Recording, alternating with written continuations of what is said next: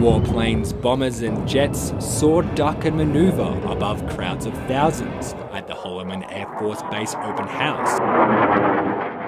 Despite the deft aerial display, Wing Commander Colonel Andrew Croft says the instability of military spending in the last few years all but grounded their warplanes and compromised the base's combat readiness. We still stopped flying airplanes for 3 or 4 months. We stopped our civilian employees who were laid off for a few days last year. So there's a lot of second and third order effects of those budget cuts. In fact, it's the first time in more than 2 years that the Holloman Air Force Base has put on an air show for the public.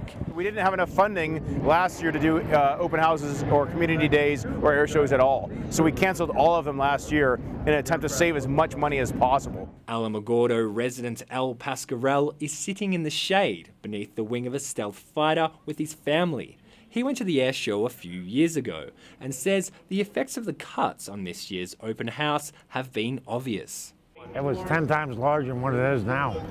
There was a lot more aircraft, more flying aircraft. Before Pasquarell retired, he was working for a construction company in Alamogordo. He says even though he wasn't employed by the base directly, most people that work around Alamogordo have a job because of it. I built farms, I laid all this concrete out here. According to the latest economic impact statement from the Office of Military Public Affairs, the base feeds as much as $1.3 million into Alamogordo and the surrounding community every single day.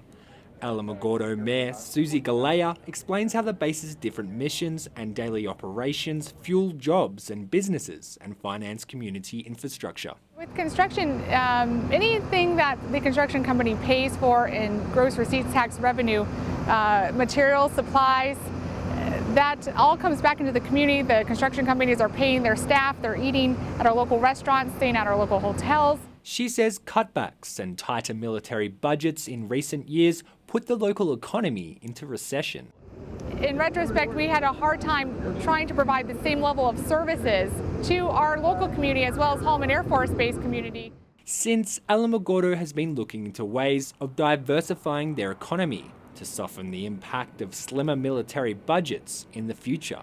Alamogordo naturally is a wonderful place to explore solar and wind technology for green energy. But she says the sheer expanse and the nature of the base's operations limits opportunities for diversification. The wind farms with the electrical magnetic pulses would interfere with the radio technology of the jet planes that fly out here. So that's nothing that we're going to pursue. She says although the city and the base are evaluating additional areas for development, for her and many Alamogordo residents like Pasquarell, military cuts have more than anything been a blow to morale. Without this base, this town would shut down. There wouldn't be anything here for them.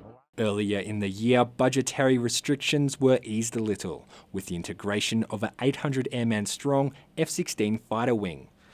Mayor Galea anticipates a corresponding boost in city revenues and construction projects. For KRWG, I'm Simon Thompson.